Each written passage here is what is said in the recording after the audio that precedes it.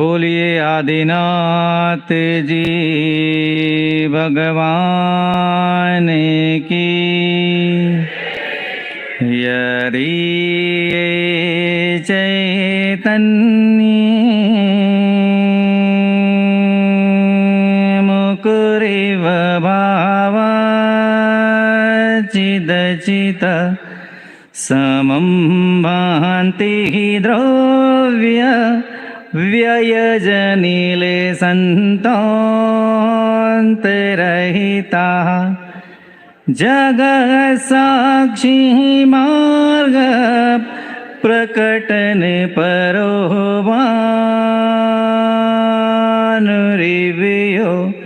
महावीर स्वामी नयन पथगामी भवतु मे महावीर स्वामी नयन पथगामी भवतु मे। वर्तमान शासन भगवान महावीर स्वामी की। आचार्य भगवंत गुरुवर श्री विद्यासागर जी महामुनिराज की। परम श्रद्धे मुनि श्री प्रमाण सागर जी महाराज की। मुनि श्री संभव सागर जी को आदि लेकर संगत समस्त मुनिराजों की।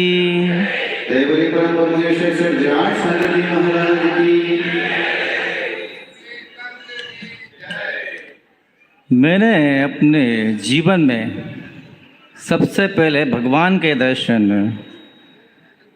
1995 मतलब 1995 में करे थे। मेरा जन्म तो 74 का है, और आपको आश्चर्य होगा कि जन्म के 21 साल बाद कोई ईश्वर के दर्शन करता है क्या? और आप साधु बन गए, कितने अधर्मात्म व्यक्ति थे आप। 21 साल बाद आपने भगवान के दर्शन करे। ये बात उस समय की है जब वो भगवान नेमावर के रास्ते से होते हुए सिद्धरकूट जा रहे थे। उसके पहले मेरे जीवन में भगवान की कोई एंट्री थी नहीं। मुझे ईश्वर में कोई विश्वास नहीं था। मुझसे लोग कहते थे कि पृथ्वी पर एक घूमता फिरता ईश्वर है, जिसको एक बार कोई देख ले सच्ची आंखों से तो देखने वाले को ईश्वर बना देता है। तो बात मैंने बहुत पहले सुनी थी ये कैसा होता है, पर यकीन मुझे कहीं से कहीं तक था ही नहीं। तो 1995 में जब वो ईश्वर नेमावर से सिद्धरकूट को जा रहा था, एक योग संयोग था मेरे जीवन का कि मैं इन चीज़ों से बहुत दूर रहता था। मुझे साधु महात्मा भगवान कहीं पसंद आते ही नहीं थे। मुझे लगता था ये जीवन के कोई अंग नहीं है, इसके बिना जीवन चलता है। ये इंसान को कमज़ोर बनाते हैं अंदर से। धारणा मेरी बहुत पहले से थी। जब पहली बार उस धरा जिसका नाम पूंजापुरा है, वो बागली क्षेत्र के पास में पड़ती देवास जिले में, मैंने कहीं फोटो में देखा था ईश्वर को कि ये ऐसे हैं। संयोग की बात कि मैं शाम को लगभग 4:30-5 के आसपास पहुंचा, और वो ईश्वर विहार करके वहाँ पहुँचे ही थे। मैंने पहली बार जब उस चलते फिर ईश्वर को देखा, तब मेरे ये मन पे यकीन आया कि भगवान महावीर स्वामी हुए होंगे।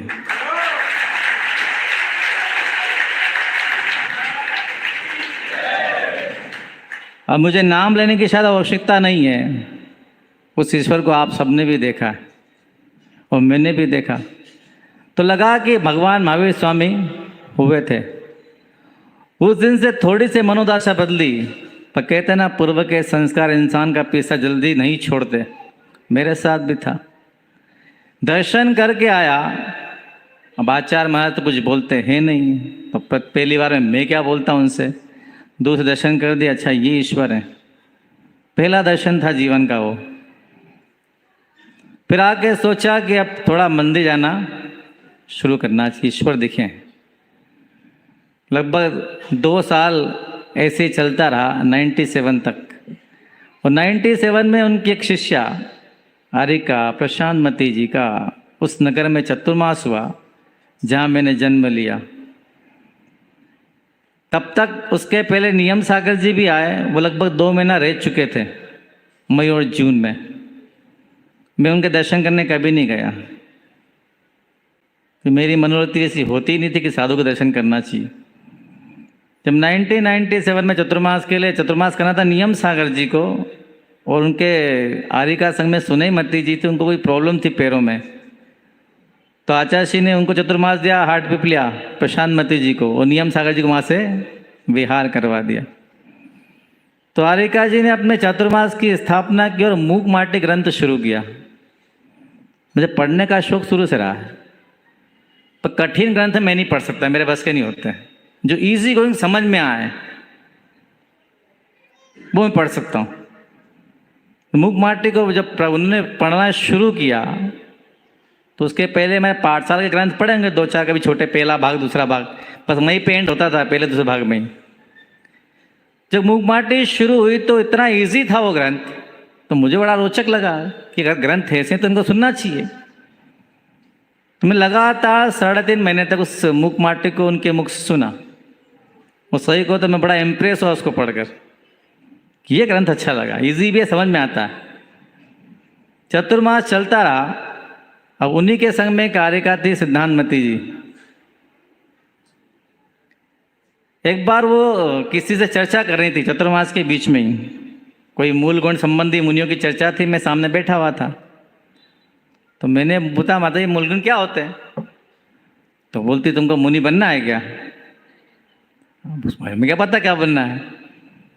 बोले हाँ समझ तो ले, होशियारी बता रहे थे बैठ के, बनना तो कोई था नहीं मुनि।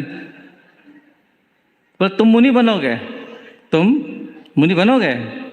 हमें क्या पता हम बनेंगे बनेंगे, हमें तो हमें पता नहीं, अभी तो कहानी कि हमारी क्या होना है। वो बात मुझे बड़े अंदर तक छू गई कि तुम मुनि बनोगे।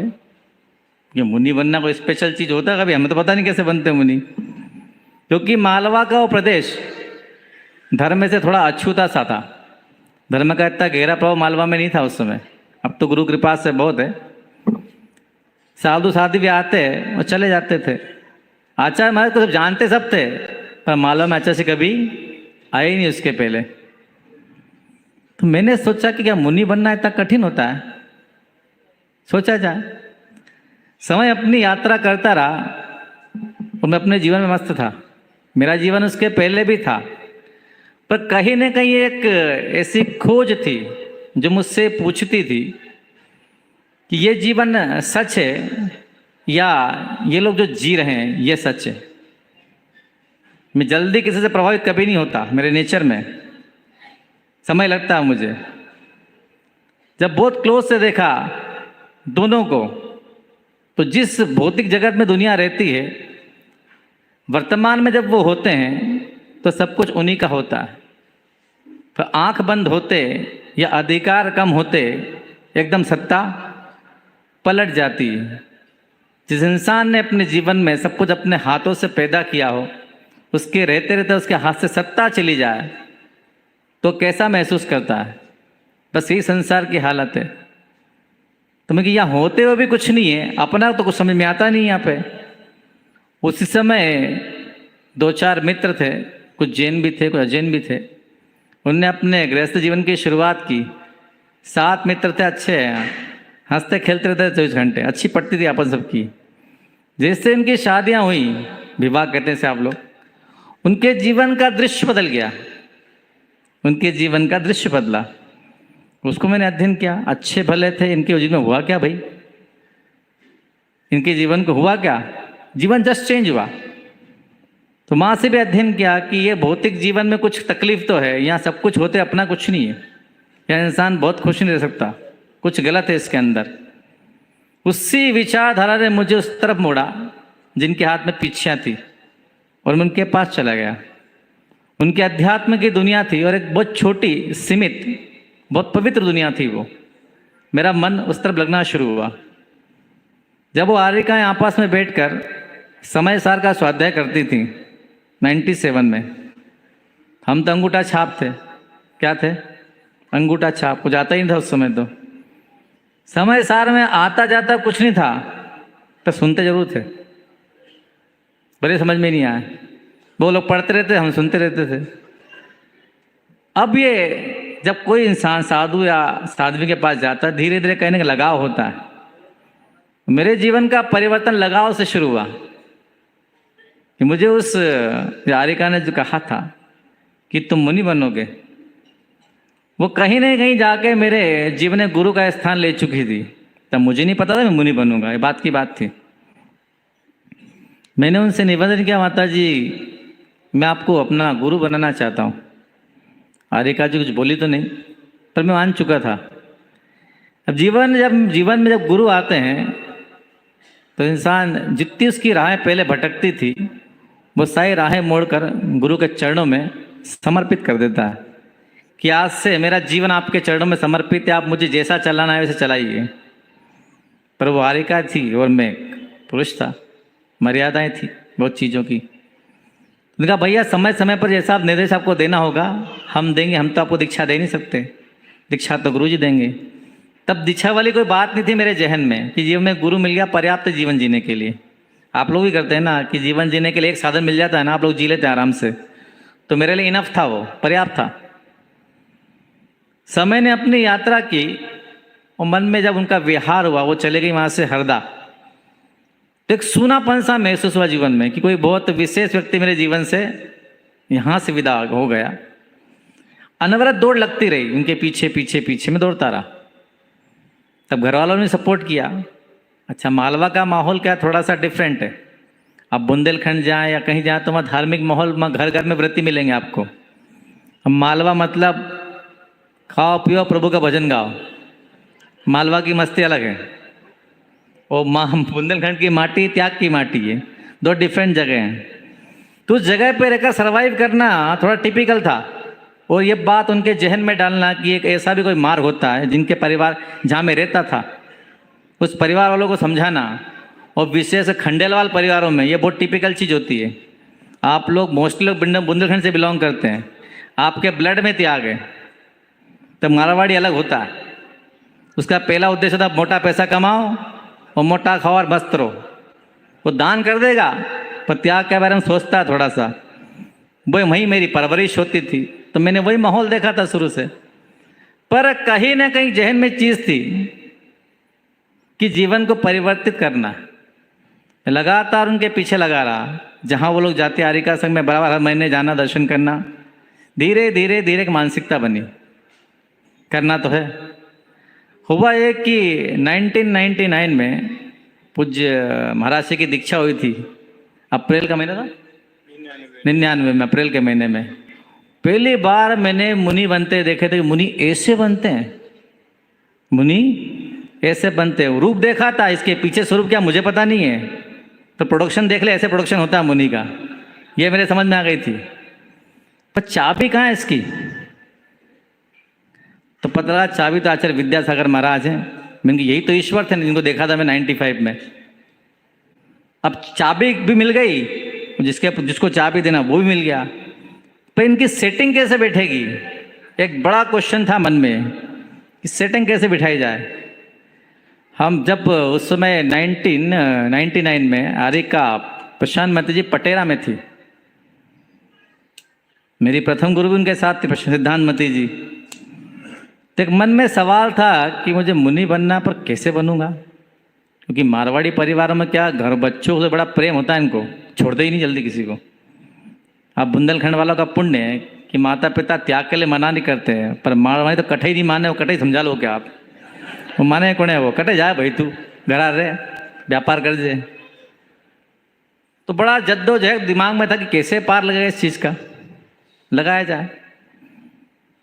माँ पूछे आर्यका से बात की तो कुंडलपुर पहली बार जाना हुआ था जीवन में, पहली बार कुंडलपुर। तो माता जी बोली तुम यहाँ पे आ, 3 किलोमीटर कुंडलपुर है, वहाँ के दर्शन करो। तो मैं और हमसे छोटे पूज्य विशाल सागर जी महाराज, हम दोनों एक ही नगर से हैं और सर दीक्षित भी हैं। तो दर्शन करने गए, शाम का समय था, 8:30 बजे होंगे। जब पहाड़ चढ़ के पहुँचे, थक से गए, तो पहले बाहर बैठ गए, बैठो। विशाल से बोले मंदिर अंदर है, मैं चलो अंदर चलते हैं। जब पहली बार अपने जीवन में बड़े बाबा को देखा, बस मन बन गया अब तो मुनि बनना है।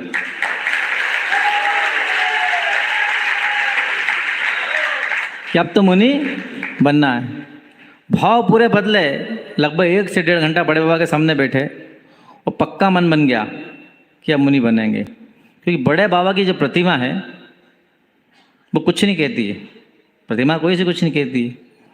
आप जैसी अपनी भावनाएं उसके सामने लेके जाते हैं वो फलीभूत होती है। उस प्रतिमा का ऐसा अतिशय है। तो मेरे मन में कहीं ना कहीं अवचेतन मन में चीज़ थी कि मुझे अपना जीवन को परिवर्तित करना है, और मेरी वो भावना शायद प्रभु के चरणों तक पहुंची और मेरा मन बदला। अब यहाँ से शुरू होती है मेरे जीवन की यात्रा। मैंने पूछा अरे कैसे होगा मेरे जीवन का उद्धार? तो बोले आचार्य के पास जाओ। आचार्य मतलब बहुत बड़ा टास्क था वो, वहाँ तक पहुँचना। उसके पहले पूरे परिवार को क्रॉस करके रास्ता में से निकलेगा कि पहुँचा कैसे जाए, बड़ा कठिन होता है। वहाँ से लौट के आए तो दिमाग में चल रहा कैसे चला जाए, कैसे चला जाए। तो गुरुजी उस समय नेमावर में विराजमान थे, नेमावर में विराजमान थे। तो हम और विशाल सागर और एक मुकेश ब्रह्मचारी मुकेश है सेठी जो नेमावर आश्रम का अधिष्ठाता है, हम तीनों एक साथ गए गुरुजी के पास। सुबह का समय था, तब घर वालों को बता के नहीं गए थे नेमावर, भाग के गए थे वहाँ से कि जा रहे हैं दर्शन करने। तो अच्छा लगता है, कपूत लोग सुधर जाते हैं तो घर वाले कोई कपूत सुधर तो रहा थोड़ा बहुत ही, ठीक है भैया।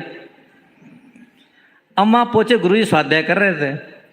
हम तीनों ने नमोस्तु की। से पहले ही सवाल जैसे किया आचार्य व्रत चाहिए। तो गुरुजी एकदम देखने लगे ध्यान से।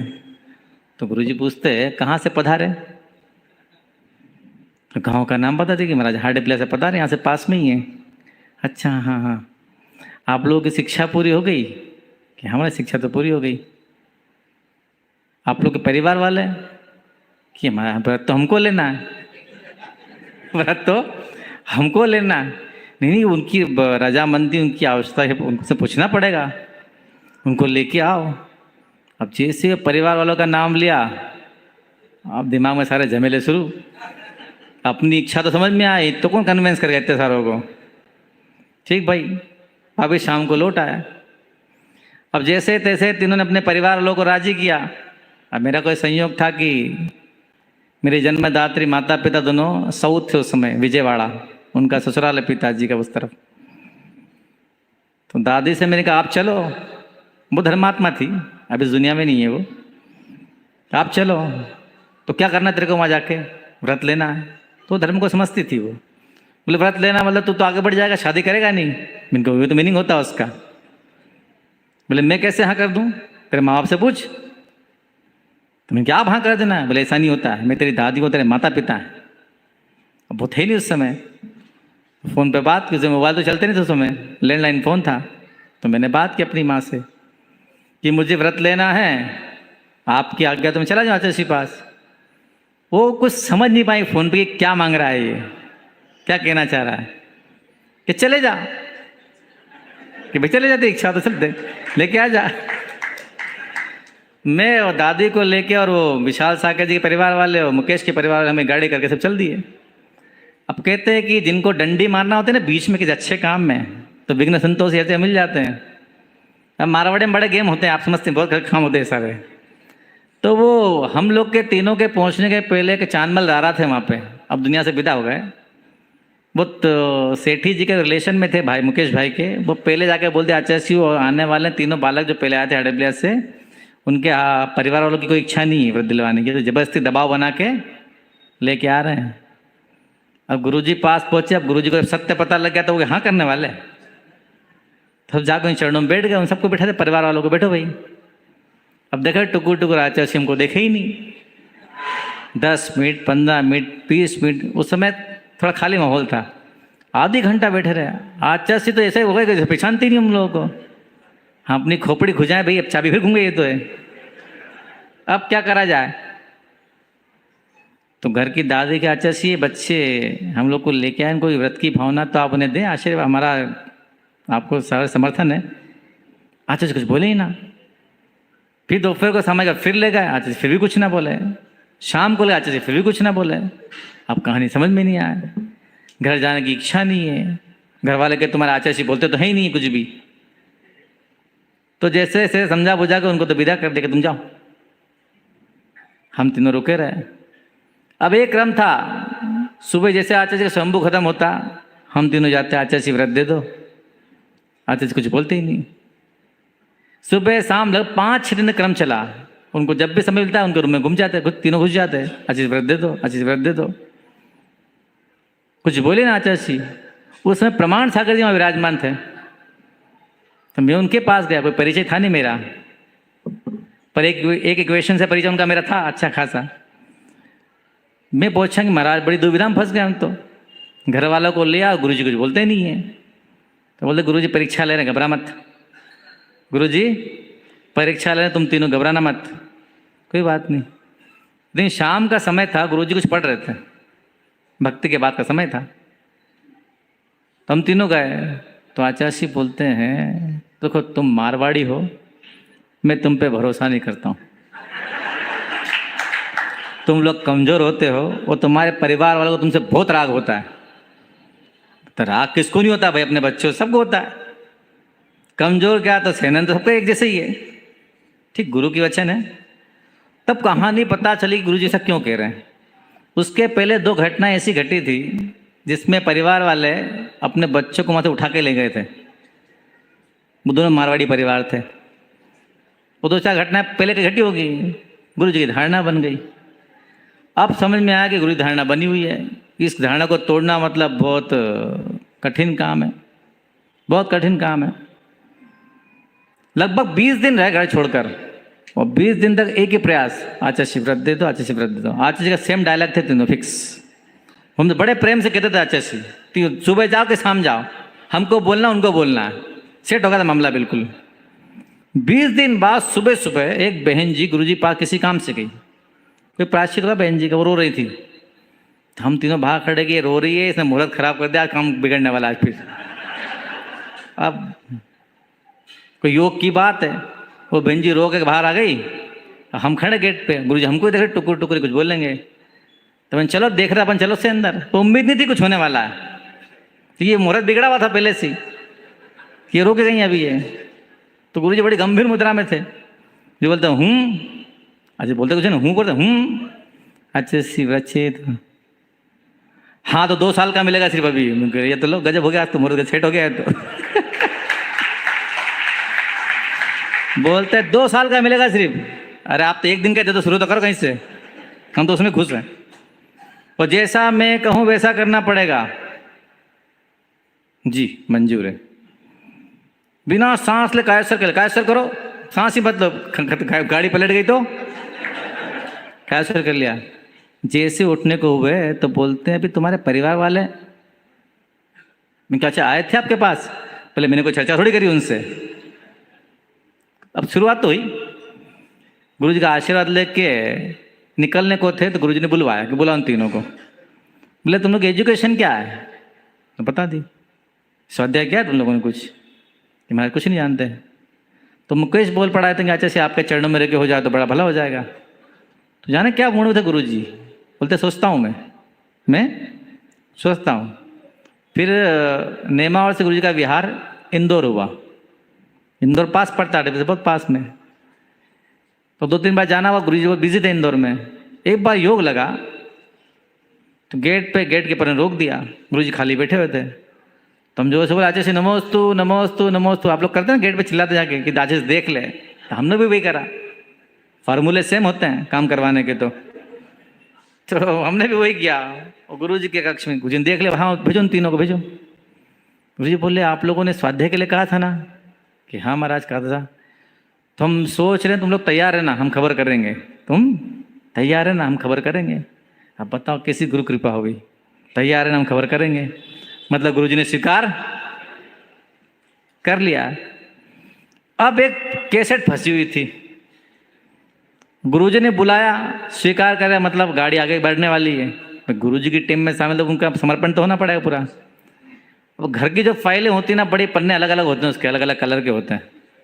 उन पन्नों को पलटना मतलब इबारत पढ़ना बहुत बड़ी, उसमें उर्दू भी हो सकती है, फारसी भी, इंग्लिश भी, सब तरह की भाषा होती है उसके अंदर, कहीं पिटाई भी होती कई बार। अब घर जाके सोचा, तो एक दोपहर का एक दिन समय था, मैं अपनी माँ के पास बैठा हुआ था, कुछ बीन रही थी बैठे बैठे किचन में। देखा मूड में ठीक है, चले गया उसके पास।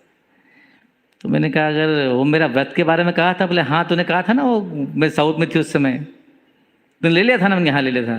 मैंने समझी व्रत क्या था वो, क्या था व्रत वो। इनके ब्रह्मचर्य व्रत था तो वो तो खत्म हो जाएगा 2-3 साल में, कि नहीं आजीवन की बात है। जैसे कहा तो एक दिया चट्टा से खींच के छट्ट पड़ी में गई यार पड़ी। अब माँ की मार तो माँ की मार होती कितनी मीठी लगती है। बोले मतलब मैंने कि मैं गृहस्थी नहीं बसाऊंगा अपनी, इसका मतलब ये है तो तू दीक्षा लेगा क्या? मैंने कहा मूड तो वही मेरा। अब वो सब बीच छोड़ छाड़ के बेटी मेरे को देखे टुकुर टुकुर, तू दीक्षा लेगा? फिर कुछ नहीं बोली, फिर बोल एकदम बोलना बंद। शाम को पिताजी ने पूछा क्या रहे तुम लोग झगड़ा वापस में बेटे का?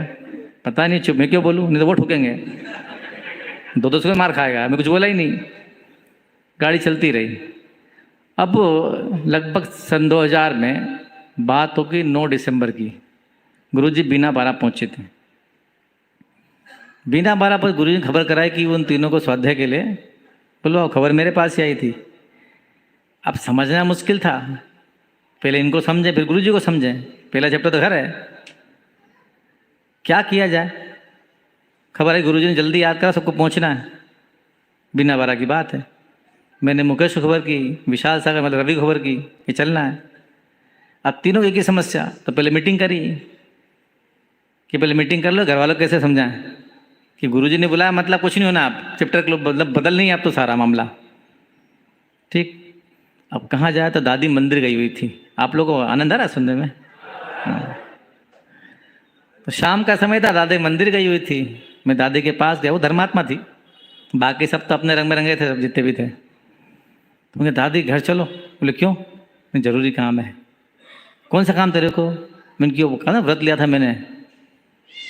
तो वो तो थारा बाप माने जा, मैं तो वही करूँ को, थारा बाप मान जाएगा। मैं चलो आप चलो, आप उनकी माँ हो। दादी को लिया, बीच में बिठा दिया।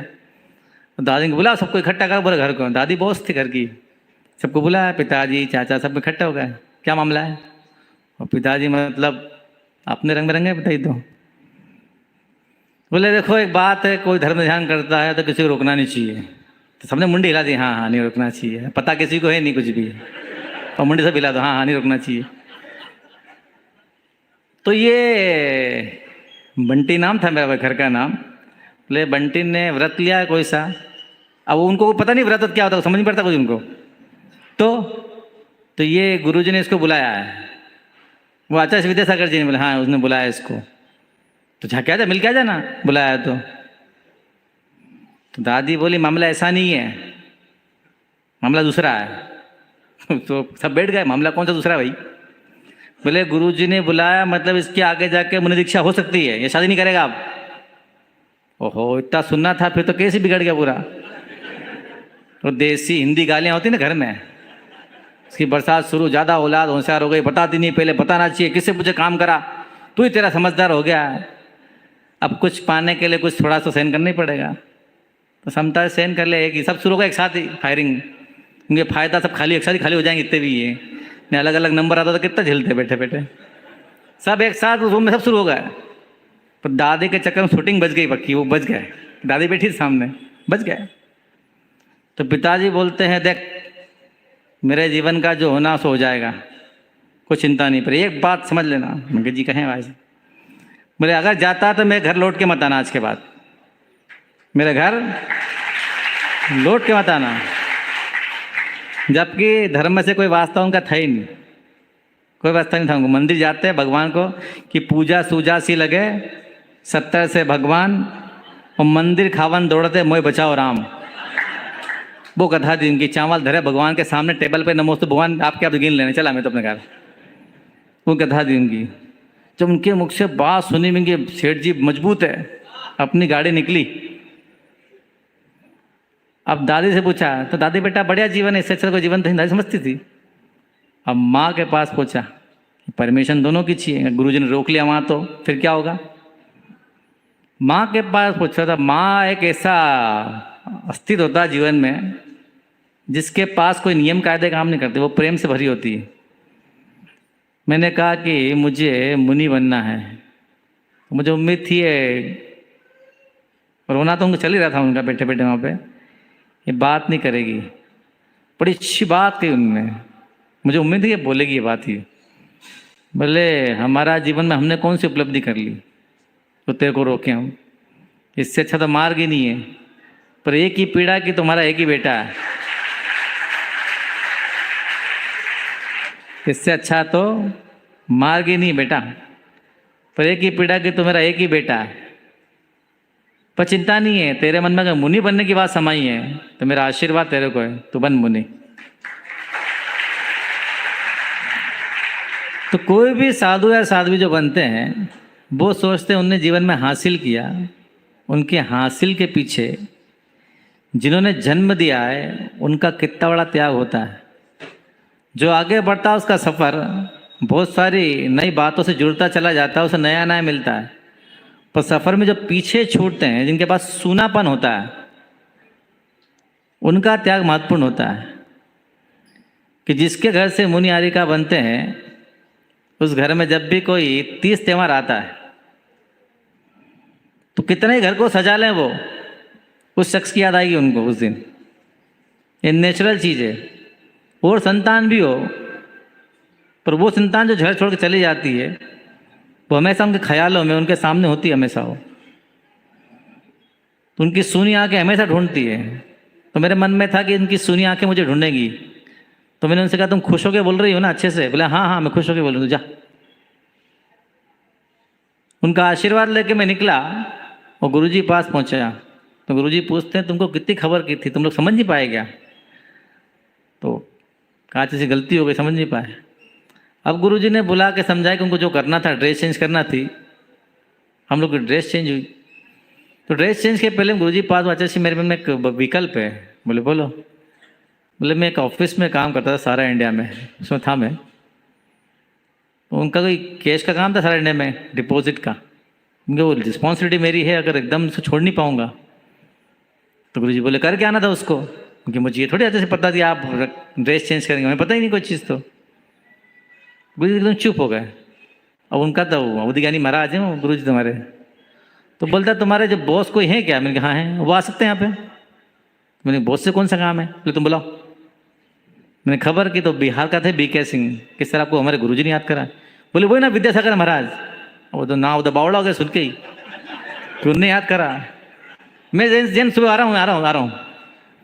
सुबह पधार गए हुए, कहाँ तुम्हारे गुरुजी? मैंने थोड़ी शांति रखो भैया जी, गुरुजी मिलेंगे आपको, समय लगेगा थोड़ा सा। मैं गुरुजी के पास ले गया अगले दिन उनको कि अच्छा सी यही है वो सारा इंडिया कंपनी के मैनेजर साहब। बोले ये आपकी कंपनी में काम करते हैं? बोले हाँ गुरुजी कंपनी में काम करते हैं। तो इनकी भावना है इस मार्ग में बढ़ने की आगे, और हमारी भावना भी है, तो अब इनको फ्री कर दो, आप इनको फ्री करो। वो गुरुजी को ऐसा देखा टुकुर टुकुर ऐसे, भगवान पहली बार देखे हमने भाई ऐसी थी। वो कुछ बोलने को तैयार में, सर आपसे ही पूछ रहे हैं गुरुजी। बोले हाँ हो गए। मैंने क्या हो गया? बोले फ्री हो गए, आप फ्री हो गए। उसने वहीं पेपर निकाले, साइन करी मेरे से कि mister Jain you are free, आप फ्री। तो बोलता अच्छा सी आपके भगवान के पेड़ छू लूँ? मैंने सब छू ले तो छू ले, मेरा भला कर दिया तूने। तो गुरुजी ने बड़ा हंस के आशीर्वाद दिया, खुश हो गया वो बिहारी, बड़ा खुश हुआ। रहे गजब बाबा जैन साहब, गजब कर दिया आपने। तो मैंने खूब नाम सुना था बाबा का इनका, मेरा जीवन धन्य हो गया। वो चले गए। दोपहर में गुरुजी सामने करके उठे, लगभग शुंगा गए, लौट क्या है? मैं पैर पूछ रहा था। वो गुरुजी पूछते हैं ब्रह्मचारी जी अब तो कोई विकल्प नहीं है, क्योंकि महाराज जीवन चरणों में समर्पित, अब कोई विकल्प नहीं है, अब कोई विकल्प नहीं बचा महाराज। फिर लगभग 3 दिन बाद 14 दिसंबर सन 2000 उन लोग की ड्रेस चेंज हुई और 14 लोगों की एक साथ हुई थी। फिर गुरुजी ने संग में रख के लगभग 3 साल तक 2000, 2001, 2002, 2003, 2004 तक संग में रख के स्वाध्याय करवाया। पूज्य मुनि श्री समय सागर जी महाराज तो संघ के अग्रज मुनि हैं, उनने हम लोग का स्वाध्याय कराया है। गुरुजी सुबह सुबह जब उनका मूड होता था हम लोग अपना चिंतन देते थे, और संघ के जितने साधु हैं सब उस समय, महाराज भी उस समय थे, तो इनके पास बैठे थे हम लोग, जो सीखने को मिल जाए। क्योंकि मोक्ष मार्ग में अकल की आवश्यकता तो पड़ती ही नहीं है। मोक्ष में काम नकल का है, इसमें कोई काम नहीं अकल का। जैसे आदिनाथ भगवान करते थे तुम भी करते जाओ। तो हमारे पास तो ब्रांडेड है, मोटा ब्रांड है हमारे पास तो। आचार्य विद्यासागर जी महाराज, नकल करते जाओ और सीखते जाओ। तो सब मुनियों के चरणों में बैठते और सीखते रहते। 2004 का वो दिन आया तो पूज्य श्री योग सागर जी महाराज ने मुझे बुलाया, इधर आ, तेरे स्वास्थ्य संबंधी कोई समस्या तो नहीं है? मैंने कहा भली पूछी महाराज आपने तो। बोले ज़्यादा बात बोला कर, क्या हुआ? मैंने कुछ नहीं, सब ठीक है। वो तो ऑपरेशन हुआ था अपेंडिक्स का। मैंने कहा सब ठीक हो गया, वो तो नॉर्मल है। बोले गुरुजी पूछ रहे थे वो कैसा है, कि सब नॉर्मल है। फिर योग सागर जी हम लिस्ट बनाई अपने हाथ से जिनकी दीक्षा होने दिया। वो बात किसकी हुई? Cabinet level. हम लोग में चलता कैबिनेट। भाई महाराज कैबिनेट में बहुत साल रहे, सुपर कैबिनेट में। उसके पहले योग सारी कैबिनेट थे, तो कैबिनेट की बात होती है पहले। सुपर बॉस बैठना है, कैबिनेट पूरी बैठती है, और बॉस अपनी बात सबके सामने रखते हैं कि मैं करना चाहता हूँ। और फिर कैबिनेट की एनओसी लगती है उसमें कि कौन कौन क्वालिफाई करा इसमें से, सबकी राय होती है उसमें, क्योंकि ये ब्रह्मचारी कैसा, ये कैसा, ये कैसा, ये कैसा, ये कैसा। पर बॉस का एक सिस्टम है। बॉस ने कह दिया हाँ तो हाँ, और ना तो ना, नथिंग चेंज इन एटीट्यूड। कुछ बदलने वाला नहीं अब। तो कैबिनेट में जिसकी हाँ हुई, जिसकी ना हमें तो पता नहीं है। अब योग साई मैंने लिस्ट बनाई, तो मन में खुटका था कि बाकी सब पॉजिटिव था, पर गुरुजी को अच्छे से पता था कि ये इकलौता है। उन्होंने मुझे हिंट भी की थी एक बार, तुम तो इकलौते हो अपने माता पिता के। तो उसके पहले घटना घटी मेरी दीक्षा के लगभग 25 दिन पहले। गृहस्थ जीवन के माता पिता गुरुजी के दर्शन करने आए थे। तो हम लोग के टीम कोच थे कपिल भाई, जो सुप्रभ सागर जी हैं, हम लोग के टीम कोच थे उस जमाने में। तो वो गृहस्थ जीवन की माँ को लेकर गुरुजी के पास चले गए कि महाराज उसकी माँ आई है। तो गुरुजी बोले अभी तो आया कुछ दिन पहले, अभी कुछ दिन पहले तो आया ही वो, इतना मोह तुमको अपने बच्चे से। गुरुजी पूछते हैं तरीके से अपने से। बोले महाराज मोहनी में तो उसकी दीक्षा देखने आई हूँ, उसको दीक्षा दो आप।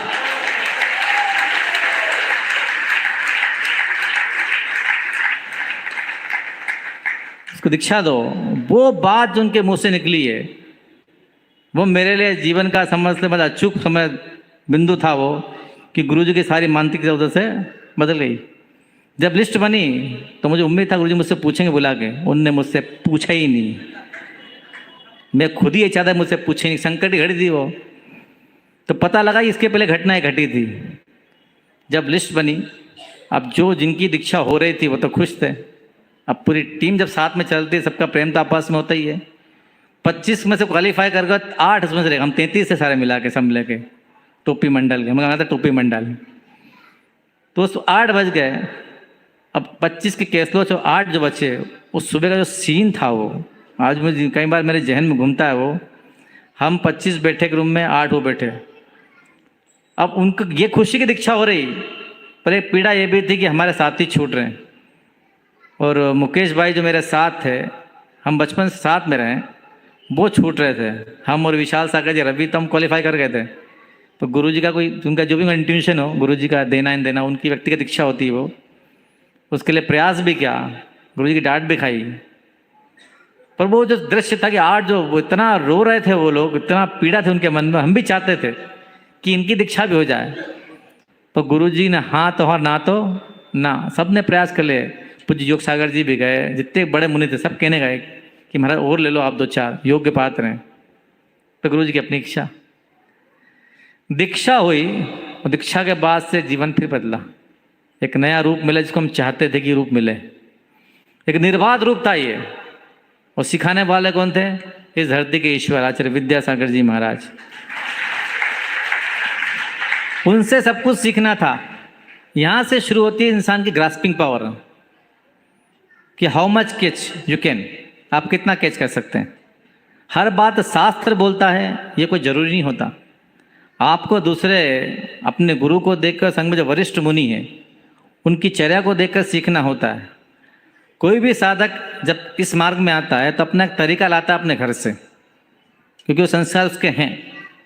अब आप दुनिया के इस बाजार में आए जहाँ सारे समण ही समण हैं, आपको ये भूलना पड़ेगा आप किस परिवेश से आए हैं। पुराना अपना नेचर, अपना एटीट्यूड अब कोई काम आने वाला नहीं है। वो 10 डिफरेंट हो गया मामला। यू आर द मोंग, समण बन गए आप, तो ऑथेंटिक है, आप समाज के भगवान बन चुके हैं। तो किताब खोल के सीखना नहीं होता वहाँ पे। मोक्ष मार्ग बहुत प्रैक्टिकल होता है। गुरु एक खुली किताब है, उनके साथ रह के, उनके आसपास रह के उस किताब को जितना पढ़ सकते हो आप पढ़ लो। किताब पढ़ के हो सकता है आपको समझ में ना आए, तो गुरु की चर्या और संगत श्रमणों की चर्या देख के आप पूरा मूलाचार पढ़ सकते हैं। और वही प्रक्रिया है सीखने की कि गुरु जी हमारे साक्षात मूलाचार हैं। लगभग 4 साल तक गुरु चरणों में रहा और गुरु जी को देख देख कर जितना मुझसे बन सकता था, या जितने श्रमण मेरे श्रमण साथी थे जो नए दीक्षित हुए थे, सब ने सीखा। और हमारे संघ की परंपरा है, गुरु जब भी दीक्षा देते हैं सबसे पहले मूलाचार पढ़ाते हैं। गुरु जी कहते हैं कि मुझे तुम्हारे ज्ञान से कोई सरोकार नहीं, पर तुम्हारे चरित्र अच्छा, सबका एक जैसा होना चाहिए। तो मूलाचार पढ़ाते हैं और कृपा है उनकी कि सबसे पहले जन्म घुट्टी पिला के बेटा पी ले, इसको जीवन में यही काम आने वाला है, ज्ञान तो सेकेंडरी विषय है। इसीलिए जब कहीं जाते हैं तो सबको पता होता है कि आचार्य महाराज के संघ की चर्या एक जैसी है। लोग यूज टू हो चुके हैं, सबकी चर्या एक जैसी लगभग। 4 साल तक उनके चरणों में रहकर अच्छे से सीखा जितना मुझसे बन सकता था। पर मेरे हाथ की रेखाएं कुछ ऐसी है जो गुरु योग के मामले में कमजोर है, शुरू से कमजोर है। सन 2009 2 मार्च का दिन था, मेरी रेखाओं ने उस दिन पट्टी खाई थोड़ी सी, और गुरुजी ने मुझे अपने कक्ष में बुलाया और कहा, दोपहर का समय था, सामायिक से मैं उठा था, तो पूज्य शांति सागर जी महाराज जिनकी समाधि हो चुकी है, अब दुनिया में नहीं है वो बुलाने के आपको आचार्य बुला रहे हैं। और मेरा जीवन का संयोग ऐसा कि मेरा आचार्य के संवाद बहुत रह रहे हैं, मतलब बहुत ही कम है, बहुत कम है, यादें मेरे पास बहुत कम है उनकी। तो गुरुजी ने मुझे क्यों बुलाया कि संवाद कम होते थे। गुरुजी कक्ष में गया तो वो श्रावक बैठे थे, तो गुरुजी ने इशारा किया इनको चलो बोलो सबको बाहर जाने के लिए। तो कार्यकर्ता ने बाहर कर दिया। अब कार्यकर्ता गुरुजी और मैं, तो कार्यकर्ता से बोला अपन भी चलो। अब गुरुजी भी इतना सारा मामला साफ कर दे और जो सामने उसको बुलाए उसकी हवा टाइट होना पक्की बात है। आप लोग ही कांप जाते तो हम तो उनके शिष्य हैं, अब क्या करा जाए। तो मैं दूर जाके बैठ गया, बोले जरा पास में आओ। अब मैं और गुरुजी तो सब कोई वहाँ पे नहीं है, तो और दूर बैठे और पास में आओ। मैं बॉस इज बॉस, क्या कर सकते हैं। तो बोले विराट सागर जी, वो जी बोलते हैं, गुरुजी की भाषा समिति बहुत महान है हमारे गुरुजी की, जितने सागर है सब कुछ जी लगा के बोलते हो। विराट सागर जी हमने आपके बारे में कुछ सोचा है। मैं जी महाराज कहें। बोले हम आपको प्रमाण से बस भेजना चाहते हैं। नाम सुना मैंने प्रमाण सागर जी, पहले देखा था महाराज को 97 नियमावर में, उसका कोई परिचय है नहीं मेरा उनसे। जैसे कहा कि भेजना चाहते हैं, तो जैसे मेरे सर पे कोई वजन सा गिरा, तो मुझे लगा कि मैंने कोई गलती कर दी, अपराध कर दिया, संघ का अनुशासन तोड़ा। उनके महाराज अगर मुझसे कोई गलती होता आप बोले, मैं प्रायश्चित करता हूँ, और फिर भी नहीं तो पूरे संघ के सामने आप दंड हो कि आप मुझे दंड दीजिए, पर भेजने की आवश्यकता क्या आपको। बोले नहीं हमने आपके बारे में सोचा और आपको ही जाना है। उनके महाराज मैं नहीं जाता आपको छोड़ के। उस दिन पहली बार हिम्मत से बोला मेरे को नहीं जाना आपको छोड़ के। 2-4 के नाम गिना दिए महाराजों के जिनको जाना था, क्या उनको भेज दो, उनको भेज दो, उनको भेज दो। पर माँ कोई काम तो है ही नहीं, नॉन चेंजेबल काम होता है वहाँ। बोले आपके बारे में सोचा और आप ही को जाना है। फिर पूरी कहानी घुमा घुमाई, गुरु ऐसा है ऐसा, पूरे बात बताते रहे। वो बात कॉन्फिडेंशियल है, आपको नहीं बताना मुझे वो। तो मैंने कहा महाराज मेरी मानसिकता नहीं है। अब दोनों के बीच अनबोला, ना वो बोले ना मैं बोलूँ। गुरु जी की आंखें भराई लाल हो रही थी बिल्कुल, क्योंकि जब कोई गुरु शिष्य को आदेश देते हैं तो शिष्य की पीड़ा गुरु महसूस करते हैं। भाई आप गलती की हो, अनुशासन तोड़ा, समझ में आता है। संघ की व्यवस्था है, हम भी ना समझते, हम भी हमें नहीं जाना। गुरु जी एकदम आंखें लाल गुरु जी की, और कुछ बोलने को तैयार है, मुझे जैसे देखे जा रहे हैं। और गुरु जी की आंख में आंख डाल के देखना मतलब बहुत हिम्मत चाहिए, जैसे सूर्य को देखना मई के महीने में, ऐसा तो प्रताप है उनका। मैंने ध्यान से उनको देखा, बड़े तो गुरु देख रहे थे ऐसे, वो चाहते कि तेरे मान जाए, और हम तो बालक बुद्धि हैं, हम क्यों जाए छोड़ के आपको। एक समय के लिए मेरे मन में आया कि ये देवता अगर नहीं होता तो ना जाने दुनिया के कंकड़ों में किस ढेर में पड़े होते। इस देवता की कृपा है कि इसने उठा के आज कंकड़ से शंकर बना दिया, और ये हमसे आज कह रहा, आदेश दे रहा है देवता हमको। तो विराट सागर जीवन का सौभाग्य मान ले बेटा, भली होगी तेरी। जी महाराज जैसी आपकी आज्ञा। हाँ यही तो करना है जीवन में, यही तो करना है। बड़े खुश हो गए गुरु जी। फिर बोले देखो इतना बड़ा संघ है, तुम लोग आपस में सहयोग नहीं करोगे तो कैसे संघ चलेगा। तो मैंने कहा महाराज, बोले जल्दी जाना है। नहीं अभी नहीं जाना, महीने भर तक में। हाँ हाँ नहीं ऐसा नहीं, कुछ नहीं है, जाओ। फिर बोले वो योग सागर जी को भेजना। अब मैं रोते रोते बाहर निकला कमरे से। हम लोग का बड़ा परिवार है। हम मेरी दीक्षा के समय 52 लोग थे संघ में, कितने 52। उस समय तो हाईएस्ट मुनि अभी तक कितने हुए 52 तक, इससे ऊपर कोई नहीं गया। जैसे बाहर निकला तो अब सब, जैसे कॉलेज में कैसा माहौल था, कॉलेज स्कूल में, अरे क्या हुआ क्या हुआ क्या हुआ। जैसे ही निकला तो क्या हुआ, तो अब हाथ पकड़ ले मुनि, बता पहले क्या हुआ। मैं रूम बंद करके बैठ गया और खबर की योग सागर जी गुरु जी बुला रहे हैं। तो गुरु जी ने समझाया उनको। तो शाम के समय जब मंदिर से मैं लौट रहा था, योग सागर जी मुझे मिले। बोले यार रोता क्यों है। मैंने क्यों, मेरे अपने भाई के पास जा रहा है। मैंने भूखे मतलब, अब वो इंसान के क्रोध रहा है। मैंने तुम सब भाई इकट्ठे रहो, हमको अलग अलग कर दो सबको। अब मन में भरा हुआ था मेरे, मैंने कह दिया उनसे, है ऐसा बोलता है। योग सागर जी की स्टाइल अपनी बोलने की, कभी उनसे बात की होता है ऐसा बोलता है। उनके सही तो बोला, गलत क्या बोला। बोले तेरा अभी खोपड़ा गरम है, जा बात करता हूँ तेरे से। वो दिन बीता। उस अगले दिन समय सागर जी मुझे बुलवाया अपने पास और बिठाया कि देख गुरु की आज्ञा है, अपना सौभाग्य को आज्ञा मानना चाहिए। समय सागर जी बहुत अच्छे संत हैं, आचार्य की प्रतिकृति है वो, उनकी जितनी प्रशंसा की जाए उतनी कम है। अद्भुत संत है वो। उन्होंने एक शब्द समझाया मुझे कि देख जीवन ऐसे चलता मुनि जीवन है। वो कहा प्रमाण सागर जी मेरे देखे हुए हैं, बड़ा अप टू डेट साधु, तुझे कहीं दिक्कत नहीं आएगी। मुझे कोई समस्या नहीं, पर कुछ जानता ही नहीं था मैं उस बड़े लेवल का साधु, वो कहाँ और मैं कहाँ। फिर समय सागर जी, योग सागर जी, पूज्य प्रबोध सागर जी, इन सब मुनि ने मुझे समझाया बुला बुला के, मेरा माइंड वॉश हुआ। तब तो गुरुजी ने पूछा योग सागर से, वो कैसा है, उसकी मानसिकता बनी कि नहीं बनी जाने की। कि महाराज बन रही धीरे धीरे। गुरुजी वहाँ से 8 मार्च को सन 2009 में विहार कर गए। जबलपुर से सहजपुर कहीं जाना था उनको, सहजपुर विहार कर गए और मेरी उनकी बात हो गई थी। अब मैं कंफ्यूज कि मैं गुरुजी के पीछे जाऊँ कि उधर जाऊँ। तो ब्रह्मचारी मुकेश मेरे पास था, मैं तो गुरुजी पास दौड़, भैया करना क्या मेरे को। तो गुरुजी पीछे दौड़े कि आचार्य विराट सागर जा रहे हैं पीछे पीछे। बोले कल उस मेरी बात हो तो कोई पीछे क्यों आ रहा है, वो मेरे से मेरी बात हो चुकी है। गुरु जब स्ट्रिक्ट बोलते तो ऐसे ही बोलते हैं, बात होगी क्यों पीछे पीछे आ रहा है वो। जी गलती हो गई, ठीक वहीं रुक गया मैं। अब पूज्य आगम सागर जी, हम दोनों एक खास मित्र हैं, जब आज भी अच्छे मित्र हैं। तो वो बोलने में बड़े कलाकार हैं, बोले सब पुटिया के बोलते हैं, किसी को तुम्हारी भाषा में पुटिया के बोलते हैं। तो गुरुजी सहजपुर पहुँचे तो शुद्धि करे थे गुरुजी आहार के पहले उठने के लिए।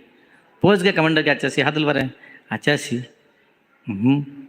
बोले आप आए, आपने कुछ संकेत नहीं करा विराट सागर जी को, कुछ संकेत ही नहीं करा। बोले उससे बोल के आता था, मैं ही नहीं आ पाता, वो करता क्या, मैं ही नहीं आ पाता, इसलिए मैंने पहले बता दिया था उसको। फिर खबर आई गुरुजी की आहार के बाद कि जैसा संकेत है इस अनुसार विहार करके इस रास्ते से तुम्हें जाना। गुरुजी रूट पूरा देते हैं, विहार कराएंगे पूरा रूट देते हैं कि कहाँ से जाना है। उनकी आज्ञा को मानकर मैं वहाँ से 8 मार्च को चला 2009 प्रमाण सागर जी के पास पहुँचने के लिए। लगभग 935 किलोमीटर की यात्रा थी, जो मैंने 35 दिन में पूरी कर दी। कि सर पे एक बड़ा भारी बोझ था कि आज तक कभी किया ही नहीं जीवन में। और मेरे साथ मेरे 2 अग्रज मुनि गए थे, पर योग की बात की कमांडिंग मेरे हाथ में थी। तो मैं कि जल्दी पहुंच जाएं, अपना काम हो। तो पूरे रास्ते से चलते चलते चलते मैं लगभग छत्तीसगढ़ के अंबिकापुर, कुनकुरी, बगीचा और जसपुर के एरिया से गुजरा। वहाँ जाकर देखा मैंने पूज्य प्रमाण सागर जी का प्रभाव, कि ये प्रमाण सागर जी का प्रभाव उस एरिया में बहुत ज़्यादा है। फिर लगभग यात्रा करके 20 अप्रैल को मैं पहुँचा हजारीबाग। उसके पहले रांची में जब मैं, तो मैंने महाराज से पूछा वहाँ कहाँ मिलना है। तो बोले जहाँ आप आ जाओ, जहाँ आप आ जाओ। जब महाराज को पता चला कि संघ से एक साधु मिलने वाला है, तो महाराज उसमें पुरलिया में थे, उनकी मीटिंग चल रही थी कोई गुणायतन संबंधी। तो उनके कोई चित्रमल जी पाटनी हजारीबाग के, उनको खबर पहुंची जबलपुर से कि आपको संघ से साधु मिल रहा है। बोले कौन साधु मिल रहा है संघ से मुझे। उनको भी आश्चर्य हुआ। बोले विराट सागर। तो हल्की शकल ध्यान दी, पर मुनि बन के उन्हें कभी देखा ही नहीं था मुझे। उन्हें फोटो निकाल के, हे कौन विराट है, ढूंढो इसको। अच्छा ये तो बोले जानता हूँ इसको तो बाय फेस। लगभग पूरी यात्रा करके जब हजारीबाग पहुंचे तो महाराज बोले कहाँ से आना है, मैं जहाँ आप कह दो। बोले जहाँ आप कह दो। तो याद आया कि महाराज का जन्म स्थान हजारीबाग है और ट्रैक तो वहीं तक जाना है, तो सबसे बढ़िया काम वहीं तो मिलो उनके नगर में जाके। तो 20 अप्रैल सन 2009 में पहली बार मैंने अपने जीवन में मुनि बनने के बाद प्रमाण साहब जी के दर्शन किए। उसके पहले मैं अपने गुरु को जानता था सिर्फ कि बड़े कौन है, मेरे गुरु हैं। एक असमंजस में था कि बड़े लेवल का साधु है और मैं गुरु के पास से आया हूँ। मेरा अपना कोई लेवल था ही नहीं उस समय तो, और आज भी नहीं है। बहुत हाइट का अंतर था, तो गुरु कृपा थी, गुरु का आदेश था। तो मेरी एक नीति में चला के किसी काम में कभी नहीं बोलता, मेरा शुरू से नेचर है। आप कुछ भी करते रहेगा, मेरा बहुत जरूरी तो बोलूँगा, नहीं आप करते रहिए जो करना आपको। जब वहाँ देखा तो एक अच्छा खासा गैप था और बाहरी प्रभावना का जो आंधी वहाँ थी उसको मैंने महसूस किया। महाराज की अपनी टीआरपी थी और मैं एक छोटा सा पौधा था उस समय।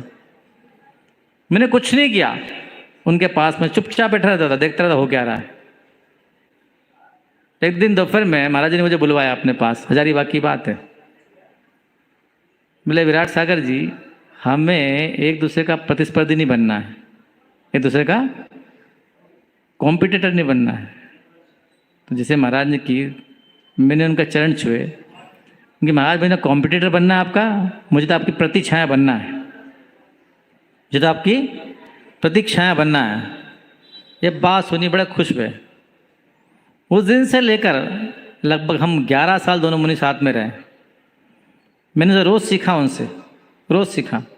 मेरे गुरु ने मुझे निश्चय सिखाया था, मेरे गुरु ने मुझे निश्चय सिखाया था कि बेटा कर्म कैसे काटने हैं, पर समाज में कैसे रहा जाता है ये मुनि प्रमाण सागर ने सिखाया मेरे। उनकी महती कृपा रही मुझ पे। वो मुझसे रोज कहते थे कि प्रवचन कराकर, प्रवचन कराकर, प्रवचन कराकर। मैं 6 साल तो माइक छुआ ही नहीं है, लगभग 6 साल तक। लोग मुझसे कहते मैं रहते कहाँ, आप दिखते तो हो ही नहीं कभी। क्योंकि जब तक आपके अग्रज साधु का जो लेवल है, जो उसके मंच पे होता है, आपको लेवल नहीं आ जाए तब तक बड़ों से सीखना चाहिए। कि प्रमाण सागर जी अपना लेवल था, उनके मंच की गरिमा थी। मैं चाहता तो उस मंच की दुनिया में बहुत जल्दी प्रवेश कर जाता, पर मुझे लगा कि पहले सीखना चाहिए, उसके बाद उतरा जाए मैदान में। महाराज रोज कहते थे मुझसे कि सीख ले, सीख ले, सीख ले। पुनः ये एहसास है कैसे सीख रहा है ये। मैं कभी किसी काम में आगे कभी नहीं आता है, मेरा नेचर है। कोई कुछ भी काम करे, मुझसे सपोर्ट बनता है, मैं काम कर दूंगा। मैंने वहाँ भी यही किया। एक अच्छा व्यवहारिक साधु कैसे बना जाता है, ये सारे गुरु मैंने उन्हीं से सीखे। कि आचार्य जी पास तो बहुत समय होता नहीं है, वो निश्चय सिखाते हैं चित्र कैसे पालना है। गुरु जी की अपनी व्यस्तता है। तो जीवन में जो अच्छे व्यवहारिक गुण होना चाहिए, उनको देख देख के धीरे धीरे सीखता चला गया। एक लंबे समय तक मैंने माइक नहीं पकड़ा।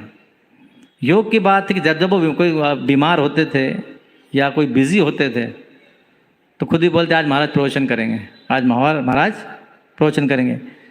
तो आधी घंटा बोल के आ जाते थे। हम दोनों भाइयों में असीम प्रेम था, एकदम शांति थी जीवन में, कहीं कोई उठा पटक नहीं। वो उनका काम करते, मैं अपना काम करता। आवश्यकता बोल लेते तो महाराज खुद ही कहते थे कि ये लगता ही नहीं कि संग में है। ये शब्द होते प्रमाण सागर जी की कि एहसास नहीं होता है संग में है। क्योंकि उनको देख देख के मैं सीखता रहता था। आज पूज्य प्रमाण सागर जी हो चाहे सुधा सागर जी हो, इन दोनों साधुओं ने समाज को बहुत दिया है। गुरु महाराज तो भगवान है। समाज को एकजुट रखना और समाज की समस्याओं का निराकरण करना, इन 2 कामों में ये 2 साधु बहुत माहिर हैं। गुरु भगवान आचार्य महाराज की कृपा है पूरे समाज पे, हिंदुस्तान के, वो भगवान है हमारे। तो इन लोगों ने अपनी दुनिया गुरु आशीष से बनाई है। हम कल के नए साधु उनकी दुनिया में जाके इंटरफेरेंस करें, क्या हमारा अधिकार है? कोई अधिकार नहीं बनता। मैंने वहाँ रहकर अपने आप का बहुत गहरा अध्ययन किया कि मैं किस तरह सहयोग कर सकता हूँ। मैं वहाँ रहकर उनकी प्रभावना में किस तरह सहयोग कर सकता हूँ।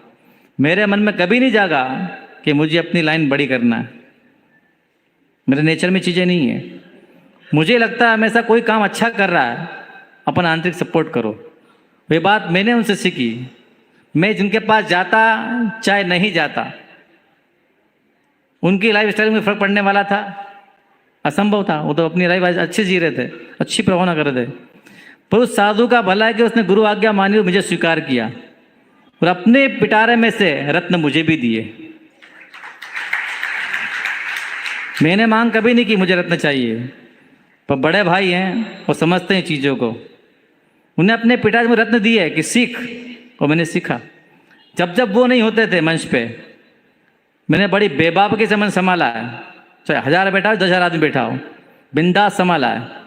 पर जब वो होते थे तब गूंगे बट के बैठते थे।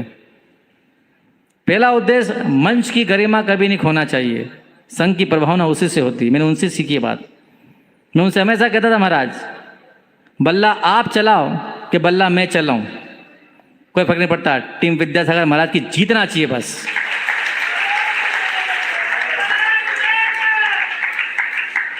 साधु ये सोच ले कि मैं ही करने वाला हूं, उस साधु का विकास रुक जाएगा। कोई टीम होती है, सब में अलग अलग दक्षता होती है। अपना अपना काम कीजिए, सेंचुरी कंप्लीट किए, टीम को जिताइए, ये उद्देश्य होना चाहिए। मैंने उनसे सीखा। इतना बड़ा साधु मुझसे रोज बोलता था कि विराट सागर प्रवचन करा करो, प्रवचन करा करो। मैं नहीं बोलता था। 10 मिनट तुम बोलो, बाकी मैं बोलूँगा। क्योंकि आप बोलो, महाराज जितने आप नहीं हो उस दिन मैं बोल लूँगा। तो हमेशा एक स्पेस दिया मैंने उनको, ताकि उनको बंधन महसूस ना हो कि कोई बंधन मेरे साथ है। और लगभग 11 साल रहे साथ में, और मैंने उनसे भरपूर सीखा है। आज भी उनका आशीर्वाद मेरे सर पर रहता हमेशा। मेरे गुरु मेरे ईश्वर हैं और मेरे बड़े भाई मेरे सद्भाग्य हैं। बहुत सीखा मैंने। आज जो भी मेरे पास है व्यवहार के क्षेत्र में, ये उन्हीं की देन है कि उन्होंने मुझे हर पल सिखाया है। जब मैंने कोई बात कही, जबकि बड़े साधु हैं, कि महाराज ऐसा होना चाहिए, पर बहुत सहज साधु भी हैं वो। मैंने कहा महाराज ऐसा होना चाहिए, हाँ विराट सागर ऐसा कर लेंगे। बहुत सहज हैं। हर बात उनके मन में, जब भी कोई बात आती थी मुझसे पूछा, ऐसा कर लें? उनके महाराज मैं बहुत छोटा साधु हूँ, आपने मन से कर लिया करो। बोले ऐसा नहीं है, ऐसा नहीं है, तुम भी और मैं भी हूँ। हर बात, तो संघ संबंधी हो, कोई भी व्यवस्था संबंधी हो, पहले पूछते थे कि ऐसा कर ले विराट सागर जी। इनके जी महाराज। मैंने आज तक कभी उनको ना तो कहा ही नहीं। कोई काम उन्होंने कर भी लिया, मुझे लगा काम पीछे से बिगड़ रहा है, उनको बिना बताए पूरे काम पीछे से रिपेयर करता था मैं, कि आप चलते जाओ, पीछे मैं संभालता चलूँगा, चलते चलो। यही कारण था कि हम दोनों की जोड़ी बड़ी मस्त थी। जो भी काम हाथ में लेते थे पूरा जोरदार करते, पूरा लेके उसको। उनको पता था कि मेरे पीछे खड़ा हुआ है। हालांकि वो हर काम में सक्षम है, अकेले पर्याप्त हैं। उस साधु ने इतनी कृपा की मुझ जैसे छोटे साधु को अपने जीवन में स्थान दिया और सिखाया मुझे कि समय है, हम जब तक साथ हैं प्रेम से रहें। और तू अगर अब कल से कुछ हो भी गया तो जहाँ भी तू जाए तो अपनी प्रभावना कर लेना। आज मेरे पास जो भी है समाज को मैं दे पाता हूँ, वो उन्हीं की कृपा है। मेरे गुरु ने मुझे मुनि रूप दिया, मेरा आशीर्वाद, उनका आशीर्वाद मेरे साथ रहता है। चर्या मैंने अपने गुरु से सीखी, क्योंकि मेरा एक भाग्य ऐसा कि उनके पास रह ही नहीं पाता। सबसे कम उम्र में ही निकलने वाला था उस समय में। पूज्य मुनि निष्कम सागर जी मुझे ब्यावर में मिले, जो अभी पूज्य सुधा सागर जी महाराज के पास हैं। हम ब्यावर में उनसे मिले थे। बीच में घटना सुना रहा हूँ ये। तो मैंने कहा आप तो बड़ी जल्दी निकल गए। बोले आपने कबाड़ा करा सारा, आपने कबाड़ा करा पहले से। क्योंकि मैंने क्या करा भाई, मैं तो बहुत पहले आगे निकल गए। बोले गुरुजी ने कुंडलपुर में मुझे बुलाया कि हमने आपके बारे में सोचा और आपको वहाँ जाना है। तो मैंने मना कर दिया। तो आचार्य जी बोलते तू मना करता है मेरे को, वो देख विराट सागर को, तेरे तो छोटी उम्र में चले गया तो उतना बोला भी था मेरे से वो। गुरुजी के अपने तरीके हैं मनाने के शिष्यों को। तो मुझे याद आया, मैंने कि आपकी दीक्षा कितने साल हुए? कि 2 साल। मैं आचार्य जी भूल गए। मैं 4 साल 6 महीना 15 दिन में निकला था और आप 2 साल में निकल गए। तो गुरुजी भी बोले थे मुझसे। तो तरीका आता गुरु का अपना। समझाने का शिष्यों को। तो आज लगभग जीवन के 18 साल, 17 साल मुनि बने हो गए और 18वां दीक्षा दिवस गुरु के आशीष से और बड़े भाई पूज्य मुनिश्री प्रमाण सागर जी कृपा से आराम से मेरे कर्म और धर्म की प्रभावना दोनों अच्छे से होते चले जा रहे हैं। यही चाहता हूँ ईश्वर कि जब तक गुरु जी हैं उनके आशीर्वाद, उनके आदेश को पालने की शक्ति मेरे विचारों में हमेशा बनी रहे। इतनी क्षमता है उनमें हो कि जैसे गुरु कह दें वैसे कर्मों का क्षय कर दूं। और पूज्य गुरु महाराज और बड़े भाई जी, उनको भाई जी बोलता हूँ मैं, उनका आशीष मेरे सर पे बना रहे, मेरे जीवन के लिए इतना पर्याप्त है। जिस तरह मैंने अपने जीवन में पुरुषार्थ के द्वारा मुनि दीक्षा पाई और अपने व्यवहार से एक स्थान अपने साधर्मी श्रमणों के मन में बनाया, यही चाहता हूँ कि सबका प्रेम मेरे प्रति बना रहे और मेरे मन में भी जो मुझसे अग्रज हैं, मुझसे बड़े, उनके प्रति मेरे मन में विनय के भाव और जो मेरे अनुज हैं उनके प्रति मेरा वात्सल्य भाव हमेशा बना रहे। इन सब के साथ रहते हुए मेरे भी कर्म कटें और उनके भी कर्म कटें और सारी आत्माओं को एक साथ सिद्धालय में जगह मिले। इन्हीं शुभ भावनाओं के साथ अपनी वाणी को विराम देता हूँ और एक भजन आज गुरु चरणों में समर्पित करके आप लोगों को सुनाता हूँ। तुम 2 कदम बढ़ो, गुरु 100 कदम बढ़ेंगे। तुम 2 कदम बढ़ो, गुरु 100 कदम बढ़ेंगे। तुम दिल से याद करो, तुम दिल से याद करो, गुरु दर्शन दे जाएंगे। तुम 2 कदम बढ़ो, गुरु 100 कदम बढ़ेंगे। गुरु नाम की एक ज्योति जो मन में जलाते हैं, गुरु नाम की एक ज्योति जो मन में जलाते हैं। गुरु उनकी बाधाओं के बाधक बन जाते हैं, गुरु उनकी बाधाओं के बाधक बन जाते हैं। श्रद्धा से भक्ति करो, श्रद्धा से भक्ति करो, गुरु भाग्य बदल देंगे। तुम 2 कदम बढ़ो, गुरु 100 कदम बढ़ेंगे। तुम 2 कदम बढ़ो, गुरु 100 कदम बढ़ेंगे। तेरी राहों के कांटे फूलों में बदल जाएं, तेरी राहों के कांटे फूलों में बदल जाएं। तुझ सौगाते लाखों बिन मांगे ही मिल जाए, तुझ सौगाते लाखों बिन मांगे ही मिल जाए। तेरी आँख के आंसू भी, तेरी आँख के आंसू भी मोती में बदल देंगे।